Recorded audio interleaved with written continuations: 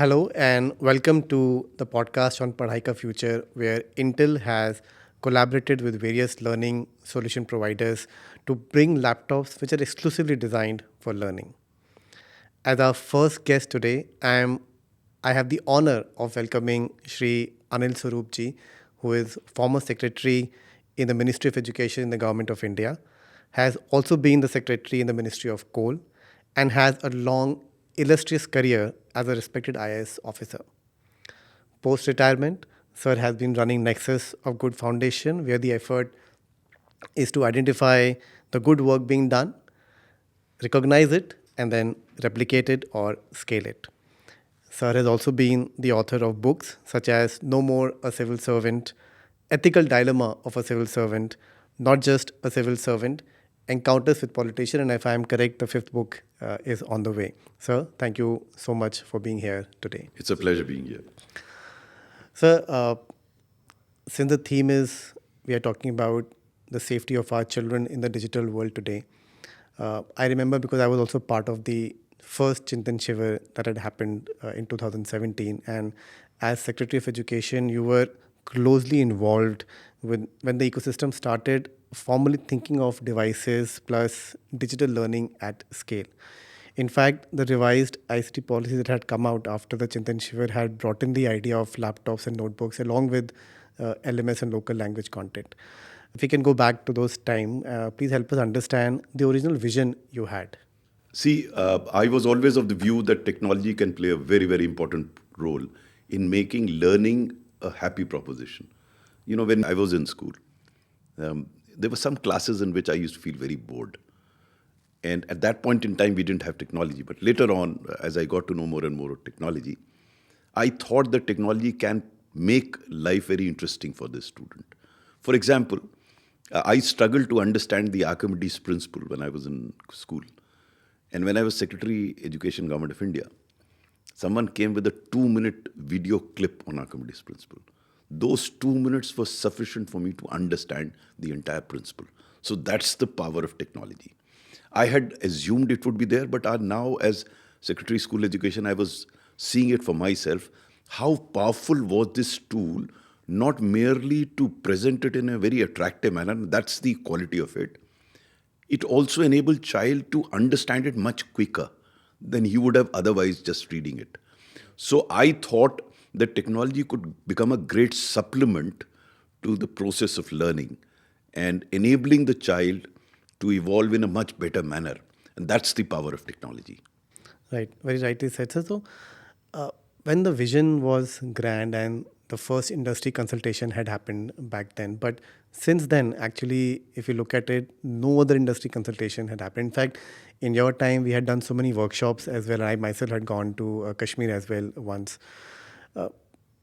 It begs a very important question. Why do you think that the implementation of the policy could not happen the way it was envisioned? In fact, even today, and this was in fact realized at Chintan Shivar also, that desktops being given to the government schools are not being used in the manner that they should be used. The usage is very, very low. But even today, majority of the procurement happening under ICT is still desktops. Let me put it in two segments.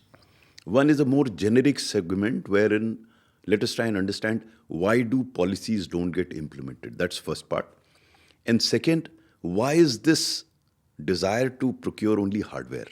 And I'll try and answer both these questions. Let me take the first part first.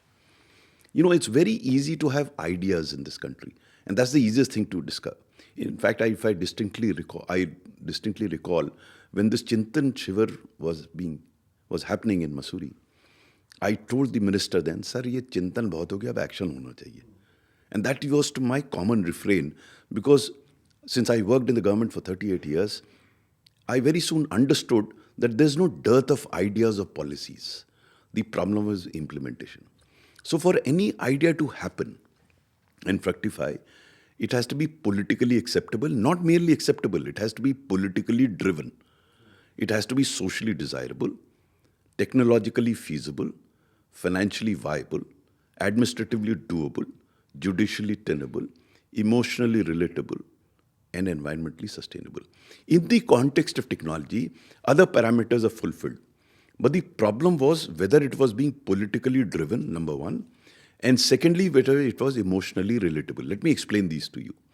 Political driven is that the government at the highest level believes that that idea needs to be implemented. It not merely accepts, but believes and then drives it. Now, that is a very serious thing that usually doesn't happen in most of the schemes, because a large number of schemes, not only by this government, all the governments, they are more into announcing them. Thereafter, no follow-up happens. It is only when in like Swachh Bharat Abhiyan, where the Prime Minister drives the program, it starts happening. So driving in a democracy becomes very difficult. But even more important is emotionally relatable. What is emotionally relatable? In any program or policy, there are multiple stakeholders involved. Now, unless you intensively engage continuously with such stakeholders so as to convey a value proposition to those stakeholders, it won't happen. If you look at schemes that have happened, I was in coal sector, I did RSPY, the health insurance scheme, both happened because we had very intensive, continuous dialogue with the stakeholders. You made a very pertinent point in the beginning, that we haven't had a dialogue thereafter. Now, how in the hell are you going to implement a policy if these stakeholders are not, you are not engaging with them in a consistent manner? Why engagement? One, first to understand where the shoe pinches, because as government, I don't know where the shoe is pinching. I don't really know the problem. I can only know the problem by sitting with the stakeholders and spending time and understanding. That is one. Second, even the solution, government does not have a magic wand to come up with solutions. I used to often say, whoever came to me with a problem, for heaven's sake, not merely a problem, give me a solution. I'll sit down with you. But the solution will also come from the stakeholders. The third and the most important point is, when you engage with them, when you understand them, when you work out a solution with them, there's an ownership of the decision that you take. You know, usually what happens in the government, at some level a decision gets taken and then order is issued, as if order is going to implement. And that is why such policies which ought to have been implemented were not implemented. Let me come to the second part of it, the hardware part. Because that's the easiest thing, procure. And there are financial interests, so to say, in procuring hardware. Who's bothered about ultimate implementation? Right. In fact, I mean, there are examples from different states where hardware is only procured, no learning material is given, no tracking happens, no consideration is given to student safety or security, right?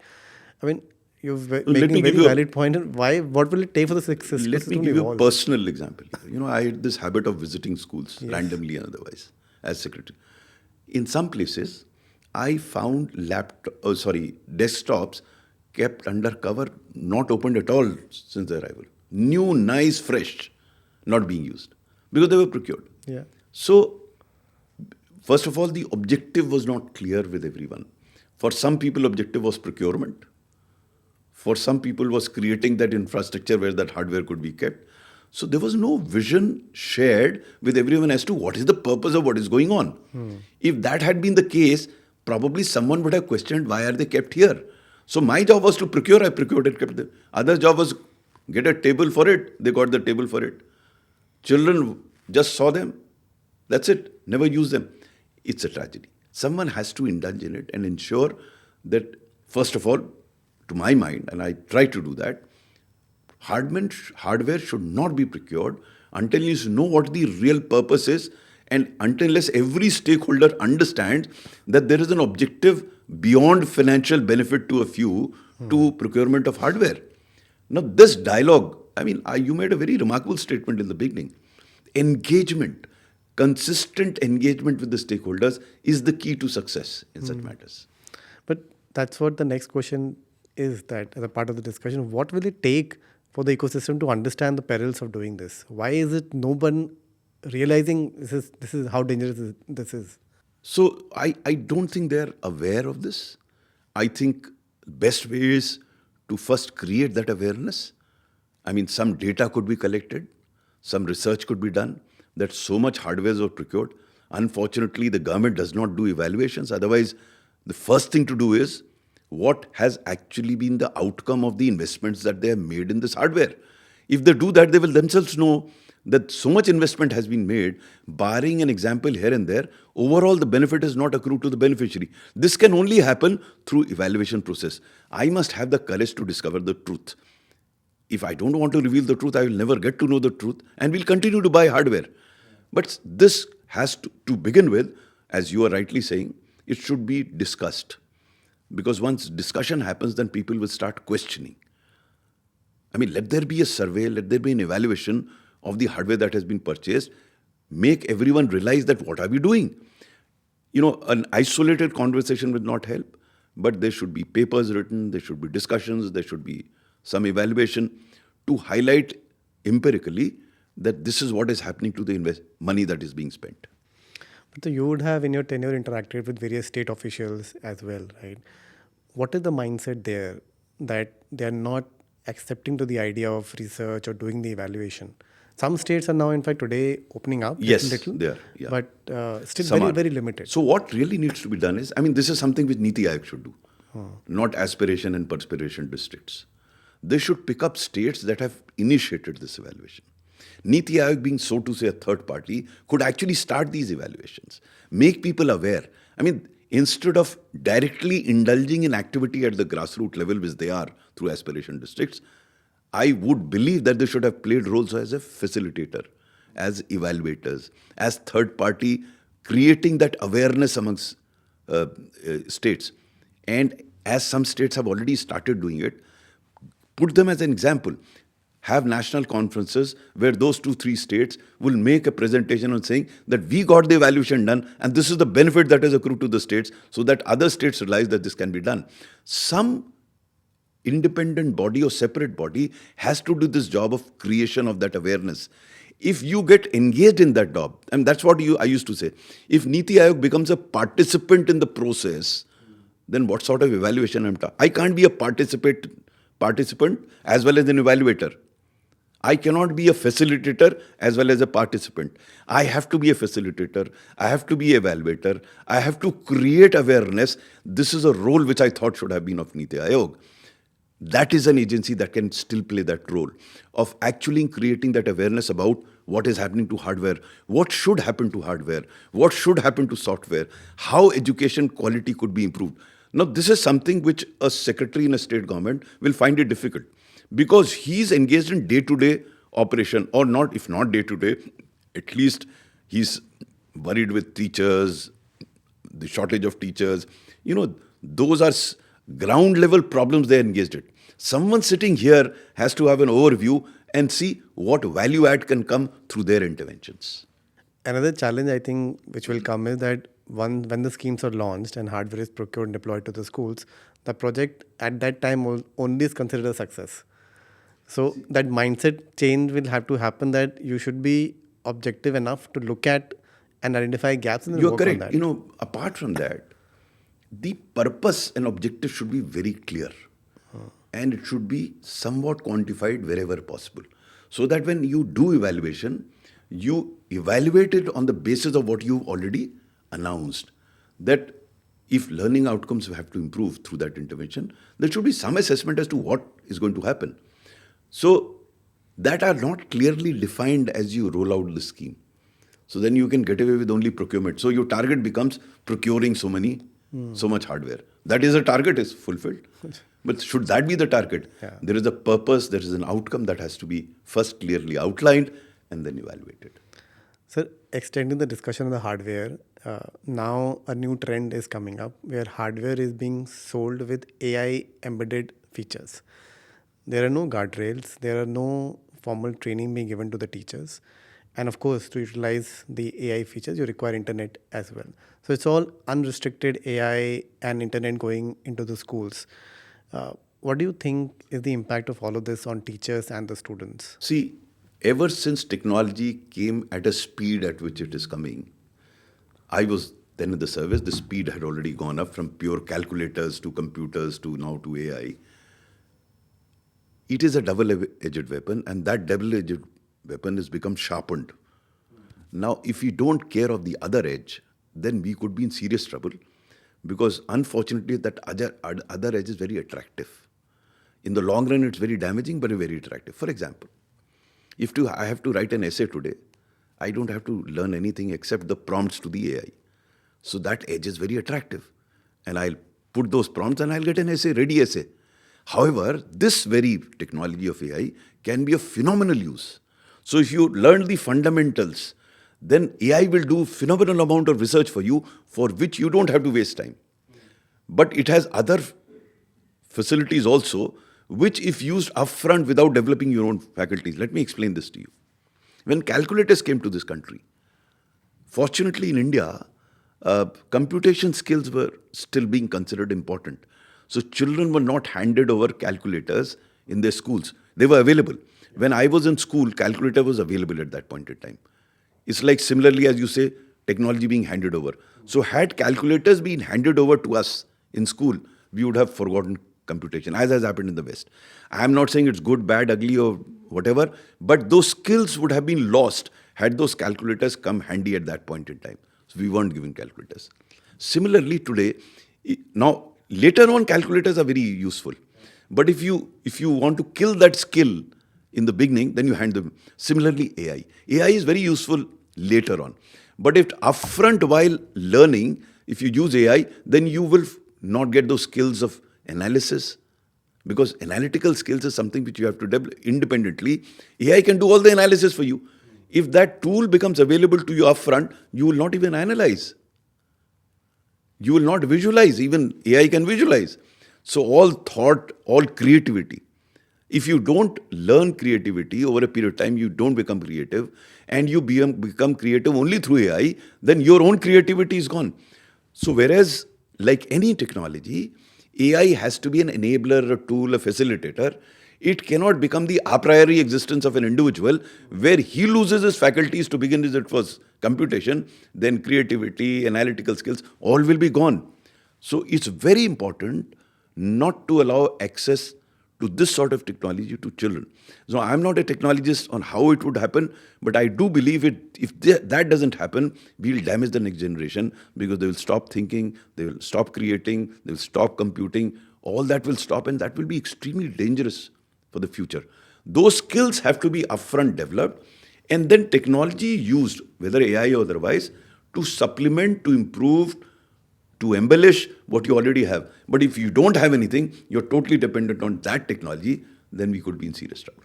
Right, and another thread is about when we give devices to students with AI or internet, we're also creating a whole world of distractions for them because, unrestricted, what are students seeing on those devices, whether they are going to watch OTT, social media, YouTube, it's haywire. So there are two aspects to it. One is the beneficial aspect itself could be non-beneficial, something which I've explained, because that's a beneficial thing.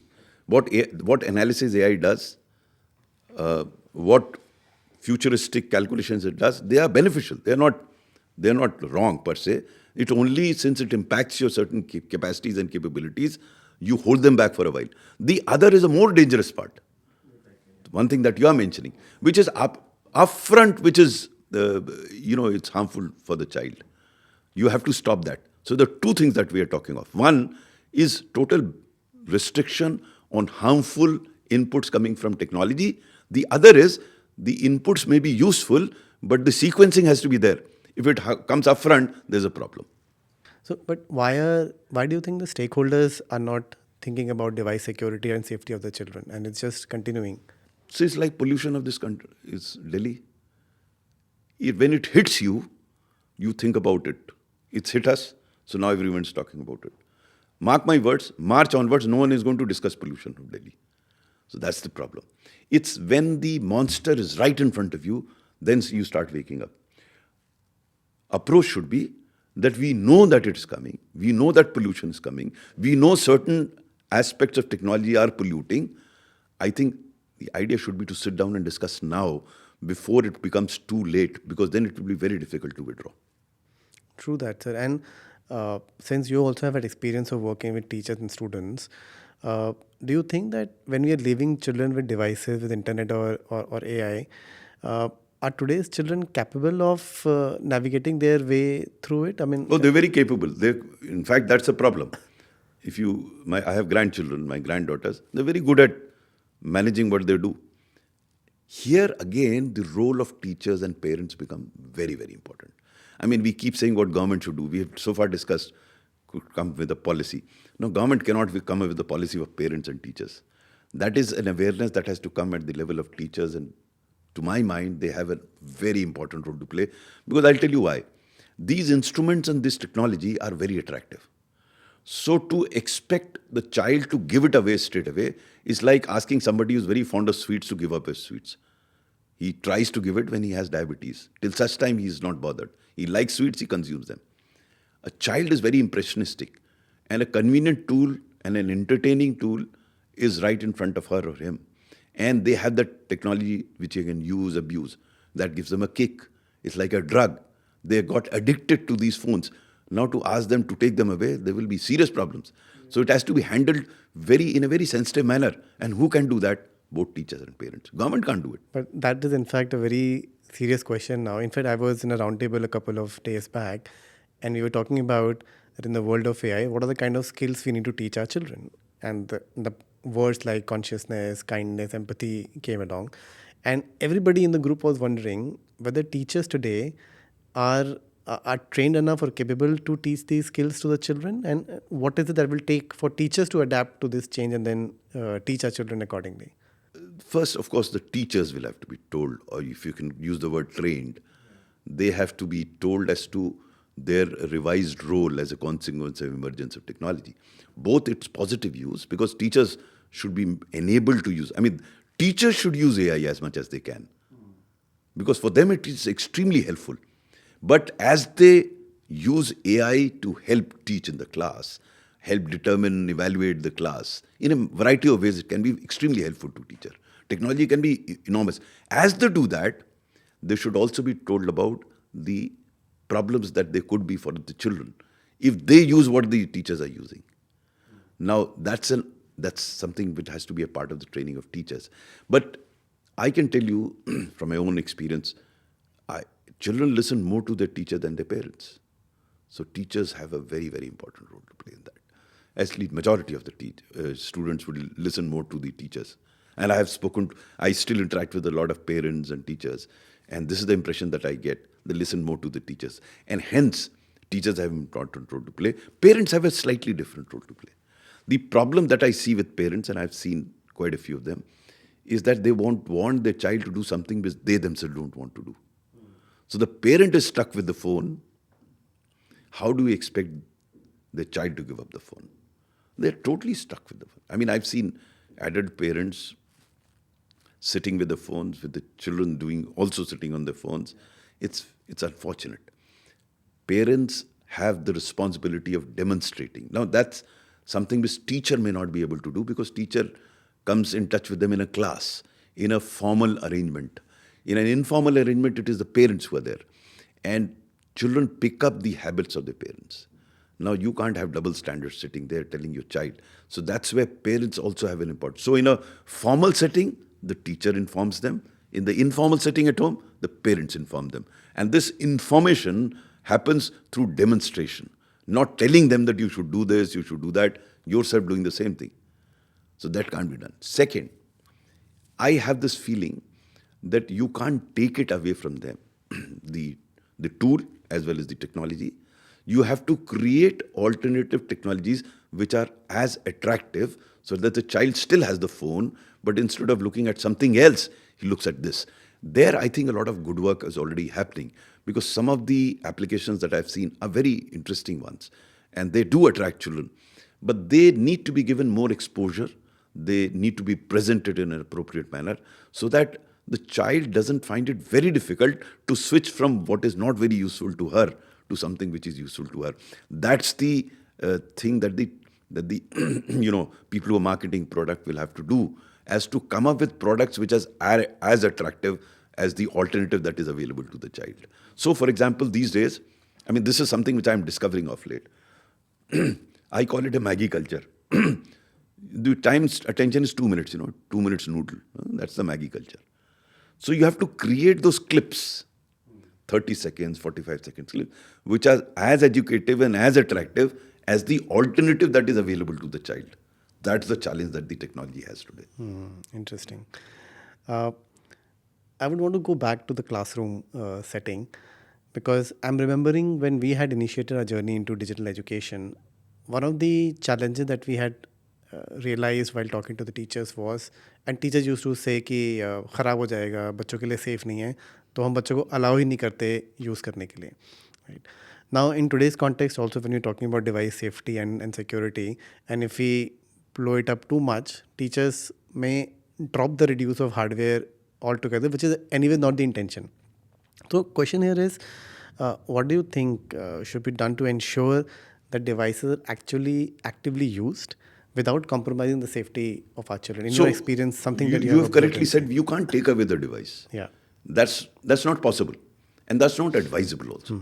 The question is, how do we restrict that device to the level that the child does not get exposed to the negative part of it? That's where again technology will play a role. We'll have to have inbuilt devices. I mean, like you have a child safety lock on a television. Yeah. What is that? Yes. I mean, I'm trying to extend that to the different levels of technology. On a television screen also, there are things available, but you have a child locking system. I don't know. As I said, I'm not a technologist, but I'm sure there could be technologies where we could have such, access to such applications or such software can be restricted.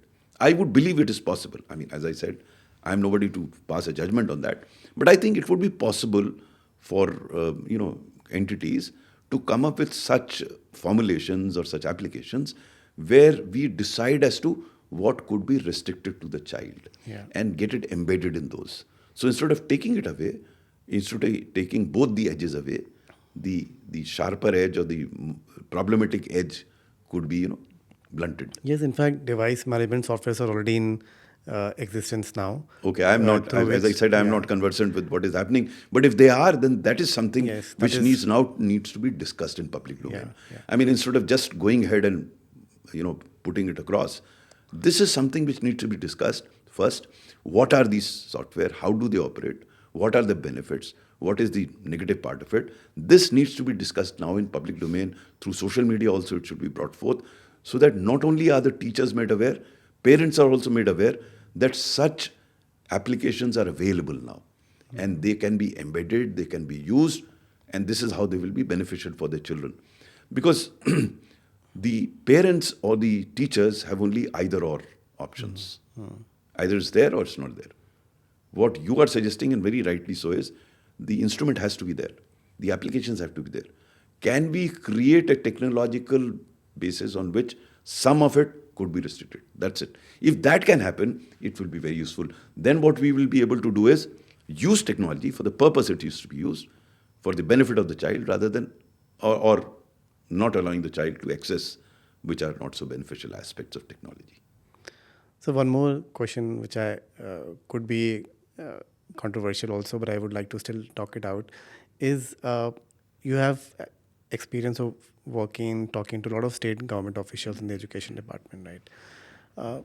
Can we, from your experience of some interactions, can we go a little to understand the mindset of these people, which restricts them to think about learning, data tracking, and kind of pushes them for only hardware procurement? Is it only the financial incentive which is driving the entire thing, or it could be something deeper as well? For some, it is financial.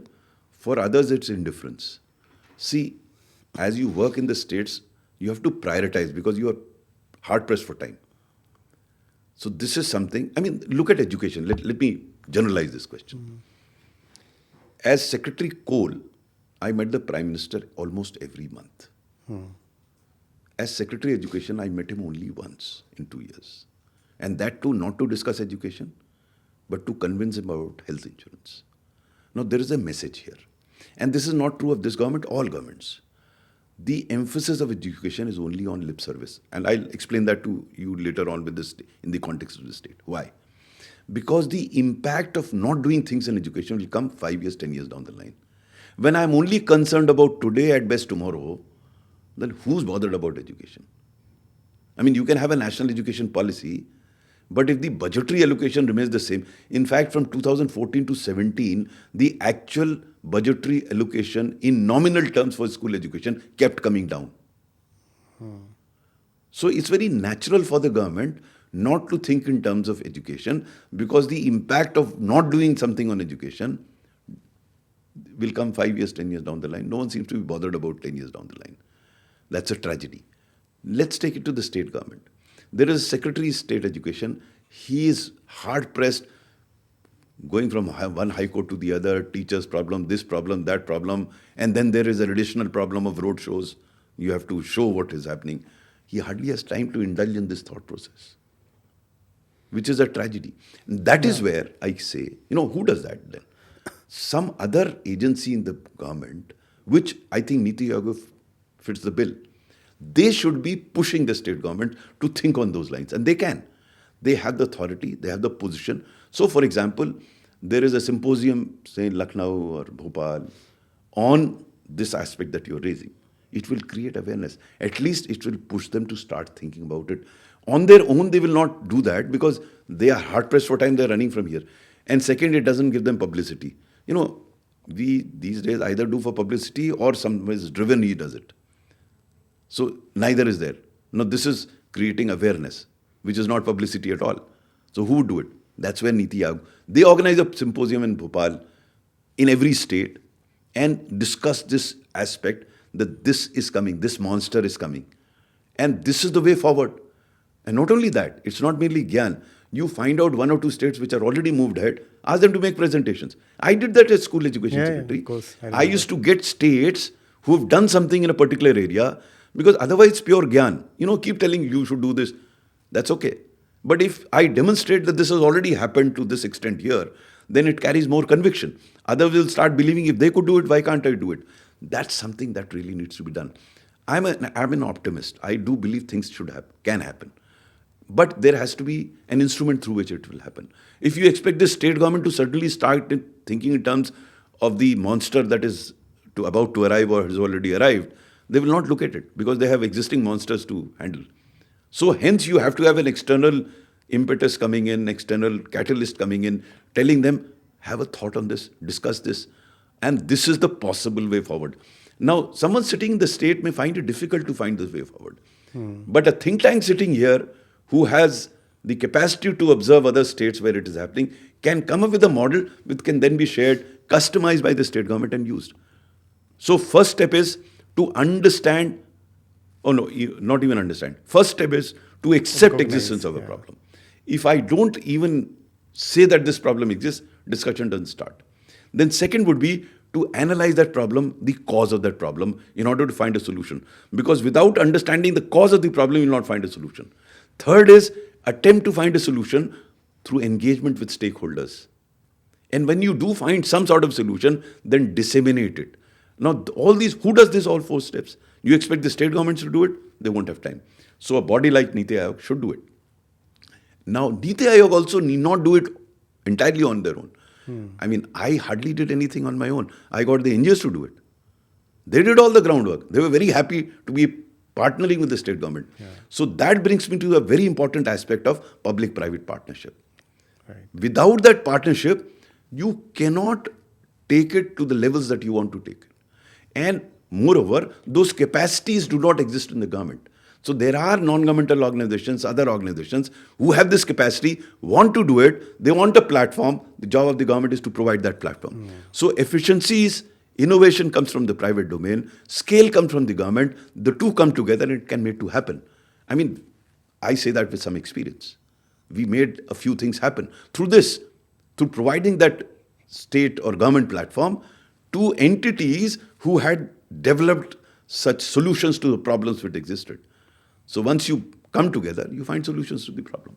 Perfectly well articulated, sir. And very rightly said, it is a tragedy. And when India is expecting by 2047 to aim for a developed economy, it requires the skilled workforce which is in our schools today. And people will have to bring learning to forefront along with ensuring safety and security of our children in the digital world. That is true. So my last question would be that if you were advising a parent or a teacher and state education officers all together, right, what would you say about safe devices for learning? I would not talk to them together. I would talk to them separately, because what I have to say to a state government official, what I have to say to a parent, what I have to say to a teacher would be very different, because they have different roles to perform. To a teacher, I will say that here is a tool which is so useful to you, but you should now become aware that if that tool becomes available to the child, it will destroy him, because his fundamental capabilities will not get developed, whether in terms of computation, analytical skills, whatever. All this will not develop because उसे पकी पकाई खिचड़ी मिल जाएगी. Now that you can't do. For you, it's very useful. You should understand how best you can use in the emerging technology to make learning an enjoyable experience. If that happens, it serves both. To the parent, I will say, you have to set an example because children are very observant. And unlike school, where I have 40, 50 children observing this different teachers, here is 2 or 3 children observing you and you alone. So you have a very important role to play in demonstrating what needs to be done. So you have to do that if you don't do that. And then, of course, you should fully become aware of the flip side of technology that is coming up. And you should try and educate yourself on how that could be stopped, the other side of technology. To the government office, I will say that it's high time you became aware of the potential positive and negative of the technology that is emerging. Become aware of that. Engage with those that are more conversant with it. You don't have to become an expert. I don't know why people advocate that civil servants should become expert. No, you don't have to. You have to have the right attitude because attitude cannot be outsourced. Technology expertise can be. And find those people who have that expertise. Sit down, learn from them, engage with them. Ask them to find solutions to the problems that you have. So these are 3 different sets of things I'll tell to 3 separate sets of people. Well, thank you so much, sir, for joining us today. And I hope that people who will watch the podcast, it will open up certain conversations about the learning coming onto the forefront, about the security of our children, about the safety of our children. And I hope that this dialogue will then eventually lead to action that all of us want this country to happen. Let's hope for the best. Thank you so much, sir. Thank you.